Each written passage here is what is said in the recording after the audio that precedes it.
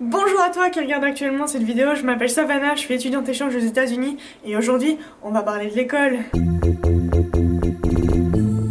Alors je sais que si tu t'es déjà renseigné sur les États-Unis avant de regarder cette vidéo, t'as certainement dû entendre que l'école aux États-Unis c'était très facile. Et dans mon cas, je peux pas vraiment dire le contraire. T'as certainement aussi dû entendre ou avoir l'impression qu'aux États-Unis, toutes les écoles sont super grandes.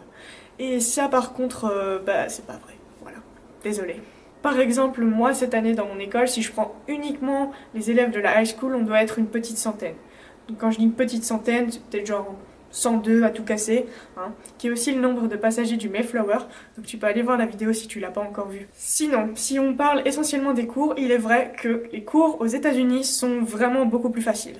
Pour la plupart. On va pas trop faire de généralité, peut-être que ça dépend aussi des écoles, mais en tout cas dans mon école, la plupart des cours sont très simples. Et l'ambiance en classe est vraiment très différente.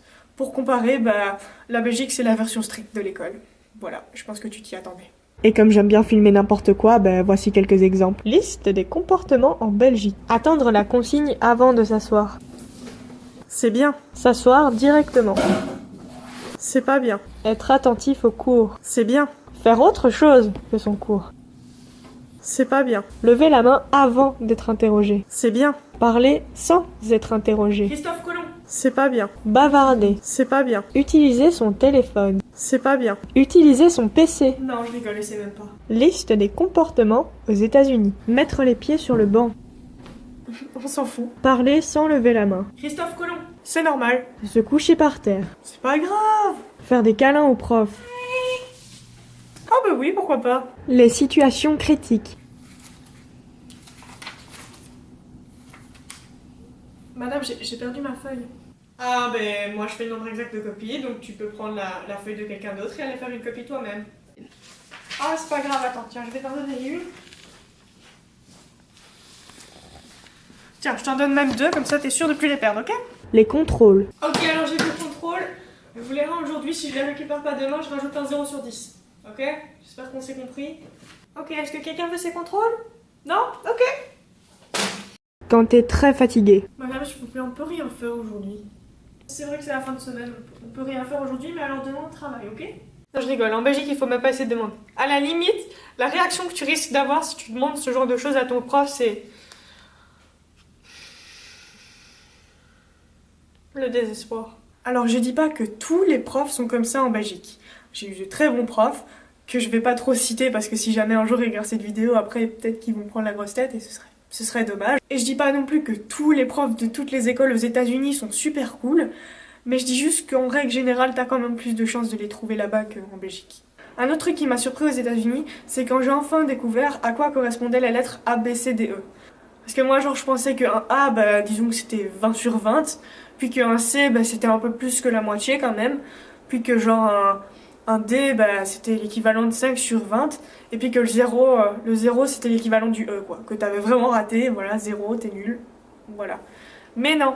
En gros, ici, un A, ça va de 90 à 100%, un B, ça va de 80 à 90%, un C, ça va de 70 à 80%, un D, ça va de 60 à 70%, et un 0, ça va de 0 jusqu'à 60.